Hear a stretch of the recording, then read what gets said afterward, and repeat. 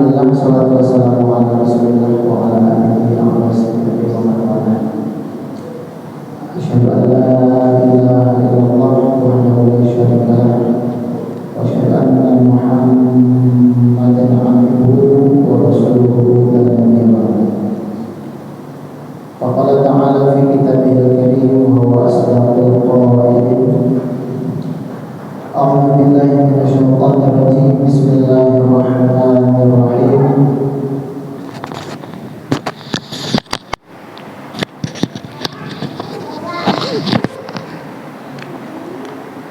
Laqad kana lakum fi Rasulillahi uswatun hasanah liman kana yarjullaha wal yawmal akhir wa dzakarallaha katsira.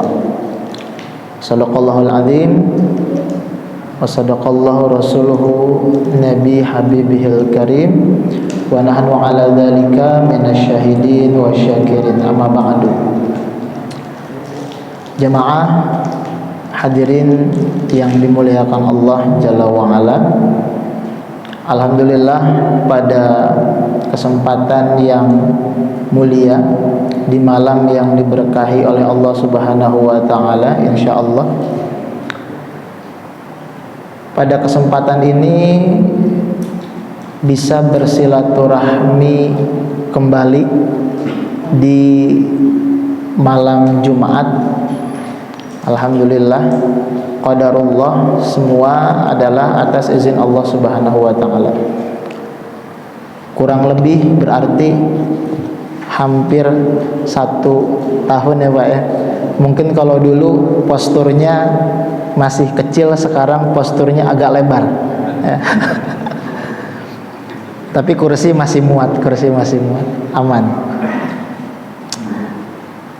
Hadirin yang dimuliakan Allah, insyaallah pada kesempatan yang singkat ini bersama-sama kita akan membahas tentang bagaimana sejarah menjadi sebuah pembelajaran bagi kita, pengalaman hidup terbaik untuk kita, contoh teladan terbaik, orang-orang terbaik di masa sebelum kita, sehingga mampu menjadi contoh bagi kita semua dalam menjalani kehidupan di dunia ini dan dalam menjalankan ibadah kepada Allah Subhanahu wa taala.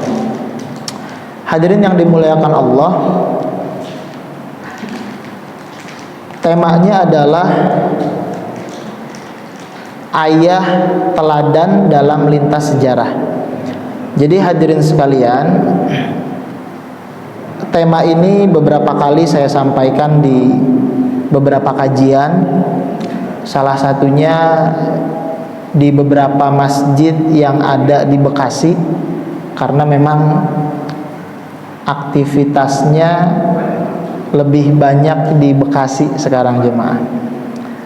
Jadi ini tema kita sampaikan yang tujuannya adalah kalau kita bisa berkaca akhirnya standarisasi menjadi seorang orang tua, dalam hal ini adalah ayah, yang sesuai dengan ajaran agama Islam dicontohkan oleh Nabi dan Rasul sebelum kita itu seperti apa.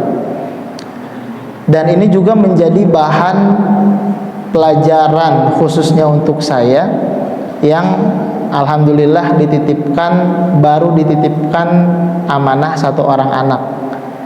Ternyata luar biasa Pak ya, malam jadi pagi, pagi jadi malam gitulah ya, kalau ada anak bayi kan begitu. Tapi akhirnya inilah pembelajaran bagi kita agar supaya kiranya kalau memang ada yang perlu diperbaiki, kalau memang sudah tepat maka ditingkatkan. Dalam hal ini saya angkat satu contoh, diawali dari beberapa landasan dalil. Di antaranya adalah Al-Quran surah Al-Mumtahanah ayat keempat, Kemudian surat Al-Baqarah ayat 132 sampai 133, dan yang ketiga adalah dua landasan dan surat Al-Baqarah ayat 132 sampai 133. Dalam surat Al-Mumtahanah, apa yang akan menjadi contoh pada kesempatan yang mulia ini adalah satu nabi yang dalam Al-Quran Allah nisbatkan sebagai kekasih Allah Subhanahu wa ta'ala. Dan para mu'arrikh, para ahli sejarah mengatakan bahwa beliau ini adalah Abal Anbiya. Abal Anbiya itu bapaknya para nabi. Dan dalam Al-Quran ada gelar tersendiri yang diberikan oleh Allah Subhanahu wa ta'ala kepada beliau nih, kepada sosok yang mulia ini, dengan kalimat uswatun hasanah. Itu di surah Al-Mumtahanah, jamaah yang dimuliakan Allah, ayat yang keempat. Allah Subhanahu wa ta'ala menyampaikan, bismillahirrahmanirrahim. Ayatnya cukup panjang. Kesimpulan dari ayat ini atau urgensi dari ayat ini Allah sampaikan, qad kanat lakum uswatun hasanah fi Ibrahim walladzina ma'ah. Kata Allah, sungguh benar-benar ada suri teladan yang baik bagimu pada diri Ibrahim dan orang-orang yang bersama dengannya ketika mereka berkata kepada kaumnya. Jadi apa yang disampaikan oleh Nabi Ibrahim kepada kaumnya adalah hal-hal yang berkaitan dengan menyembah Allah dan jangan mempersekutukannya. Jamaah hadirin yang dimuliakan Allah, kalimat uswah itu kalau kita lihat dalam beberapa ayat, dalam banyak surat di dalam Al-Quran dan banyak ayat dalam Al-Quran, ternyata dapat disimpulkan uswah itu hanya ada pada dua nabi saja. Yang pertama Nabi Muhammad SAW, dan yang kedua adalah Nabi Ibrahim alaihi salam. Artinya jamaah yang dimuliakan Allah, ada kemuliaan, ada hal-hal yang memang kita tahu bahwa setiap nabi dan rasul itu memiliki kelebihannya masing-masing, mendapatkan mukjizat yang berbeda. Sehingga apa yang dimiliki oleh Nabi Ibrahim itu tidak ada di nabi-nabi yang lain, dan apa yang dimiliki oleh Nabi Muhammad juga tidak ada di nabi-nabi yang lain. Hadirin yang dimuliakan Allah, inilah keistimewaan pertama, ada gelar mulia tersendiri yang tidak Allah Subhanahu wa ta'ala berikan kepada nabi dan rasul yang lain dari 25 nabi dan rasul, kecuali kepada Nabi Muhammad SAW dan kepada Nabi Ibrahim alaihi salam. Kemudian yang kedua, apa yang melandasi kita perlu menjadikan Nabi Ibrahim alaihissalam menjadi contoh orang tua atau ayah yang baik ini adalah ketika Allah Subhanahu wa ta'ala berfirman dalam surat Al-Baqarah ayat 132 dan 133, kalimatnya bismillahirrahmanirrahim, wa wassa biha Ibrahim banihi wa Yaqub ya baniya innallaha astafa lakumuddin fala tamutunna illa wa antum muslimun. Dan Ibrahim mewasiatkan ucapan itu kepada anak-anaknya, demikian pula Yaqub. Jadi Nabi Yaqub itu secara silsilah kenabian adalah keturunan dari Nabi Ibrahim alaihissalam dari jalur istri yang pertama, Siti Sarah. Nabi Ismail alaihissalam adalah keturunan dari Nabi Ibrahim alaihissalam dari istri yang kedua, Siti Hajar. Makanya disebut dengan Abal Anbiya. Dari Nabi Yaqub lahir Nabi Ishak, dari Ishak lahir Yaqub, Yaqub seterusnya ya. Jadi itulah kenapa disebut oleh para mu'arrikh oleh para ahli sejarah Islam sebagai Abal Anbiya. Dari beliau ini banyak sekali lahir keturunan nabi dan rasul, sampai dari jalur istri yang kedua Siti Hajar ini sampai kepada Nabi Muhammad sallallahu alaihi wasallam. Kalimat yang disampaikan adalah fala tamutunna illa wa antum muslimun. Hadirin yang dimuliakan Allah, kalau kita perhatikan dengan seksama bahwa tidak ada kalimat yang paling baik ketika dari kalimat-kalimat yang diucapkan seperti halnya ucapan-ucapan Nabi Ibrahim kepada keluarganya. Fala tamutunna illa wa antum muslimun. Janganlah kalian wafat, meninggal kecuali dalam keadaan Islam, dalam keadaan beriman. Jamaah yang dimuliakan Allah, wafat dalam keadaan beriman itu bukan sesuatu yang mudah. Jadi kalau ada beberapa yang menyampaikan bahwa mengucapkan talqin di akhir hayat itu adalah perkara yang mudah karena kalimatnya hanya la ilaha illallah Muhammadur Rasulullah, itu adalah perjalanan semasa hidup. Jadi jamaah yang dimuliakan Allah, kalau perjalanan semasa hidupnya adalah menegasikan kalimat la ilaha illallah Muhammadur Rasulullah atau asyhadu alla ilaha illallah wa asyhadu anna Muhammadar Rasulullah, kalau tidak sejalan dengan itu, maka kata para ulama itu adalah sesuatu yang akan sangat sulit disampaikan. Maka Nabi Ibrahim alaihissalam menyampaikan kepada keturunannya adalah nasihat fala tamutunna illa wa antum muslimun.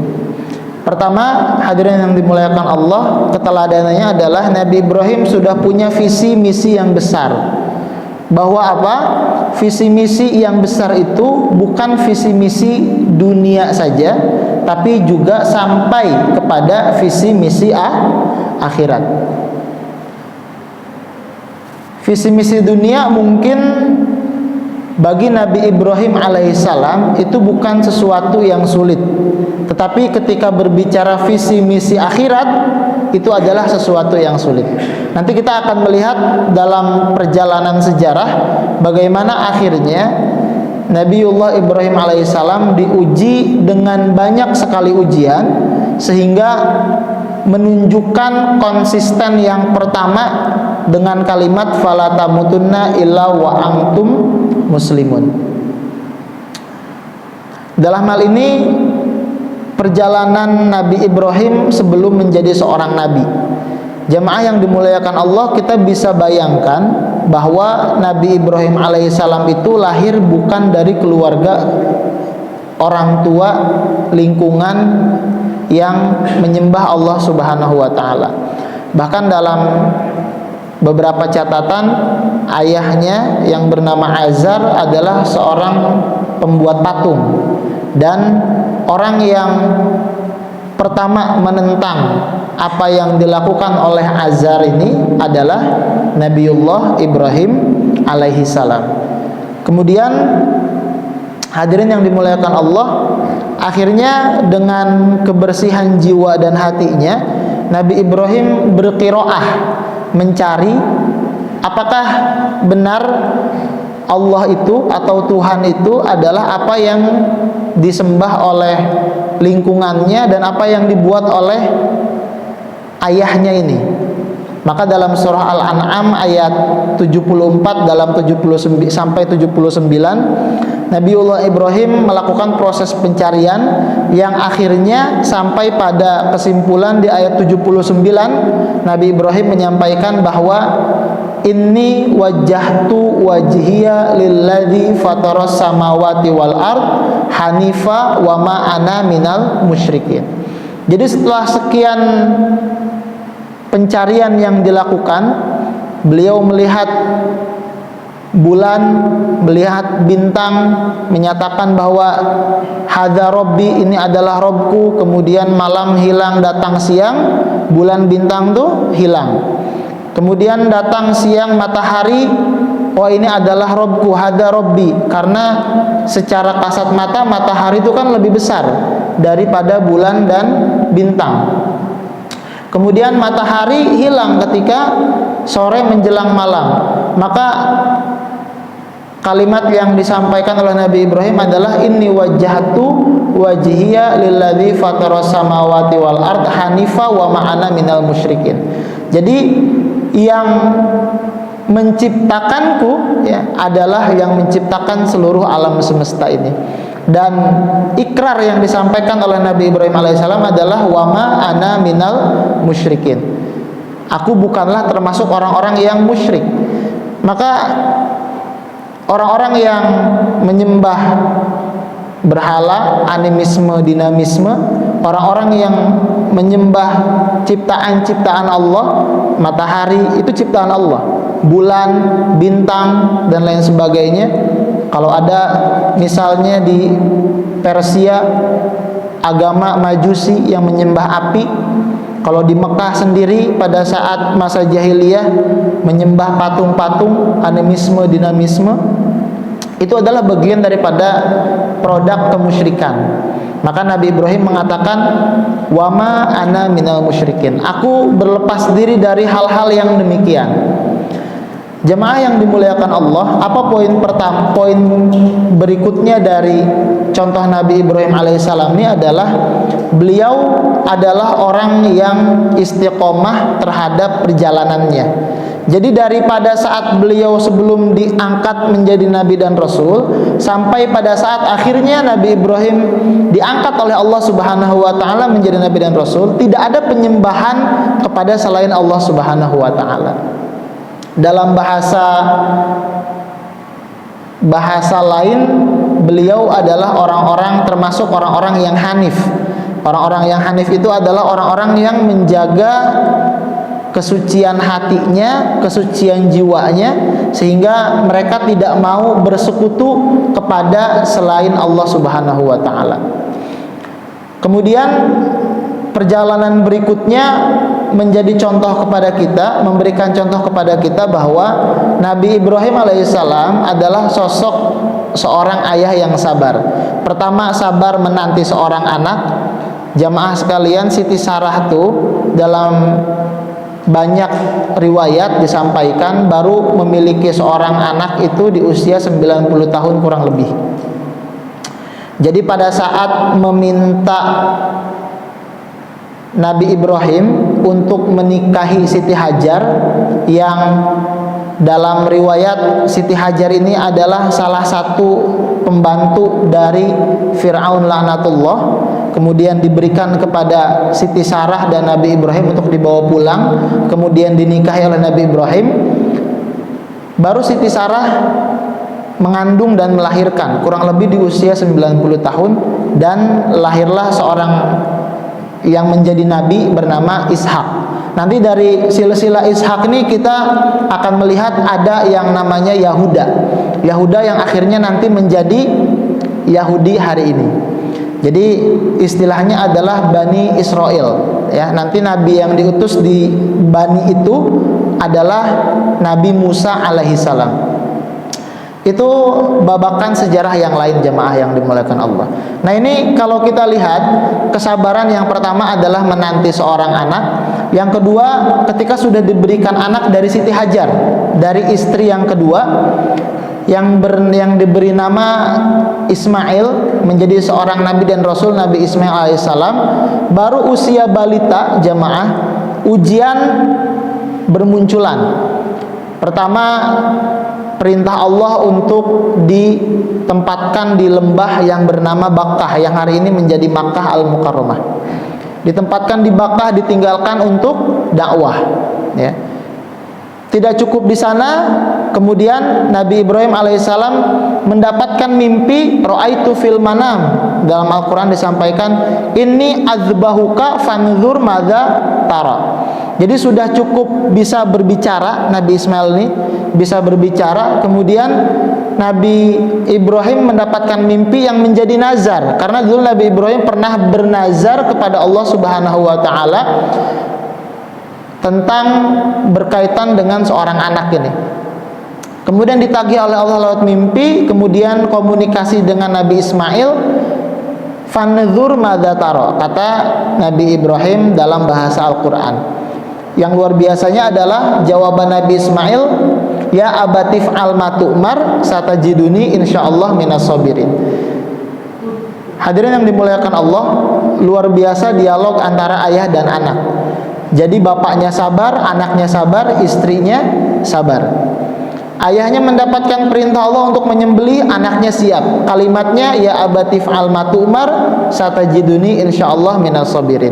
Istrinya nggak bilang, aduh Ibrahim, wahai suamiku, aduh Ismail, wahai anakku, janganlah melakukan ini. Ya. Ini tuh bukan perintah Allah. Masa Allah memerintahkan untuk menyembelih seorang anak? Siti Hajar Al-Asqalani, Siti Hajar ini tidak menyampaikan hal-hal yang demikian. Artinya jamaah yang dimuliakan Allah, kalau bolehlah kita simpulkan dalam pertemuan singkat ini bahwa contoh teladan yang baik, seorang ayah yang baik dalam catatan babakan sejarah, Nabi Ibrahim alaihissalam perlulah menjadi seorang pemimpin dalam rumah tangga yang satu istiqomah, yang kedua konsisten, yang ketiga sabar, dan yang paling penting adalah memiliki visi misi yang sama dari ayah, orang tua, ya ibunya atau istrinya, dan sampai kepada anaknya. Karena kalau tidaklah satu visi dan misi, maka sulit akhirnya kita membangun keluarga yang sakinah, mawaddah, warahmah. Saya kira demikian jamaah yang dimuliakan Allah, apa yang bisa kita sampaikan pada pertemuan singkat ini. Kurang dan lebihnya mohon maaf. Kebenaran dari Allah, kekurangan dari Al-Faqir.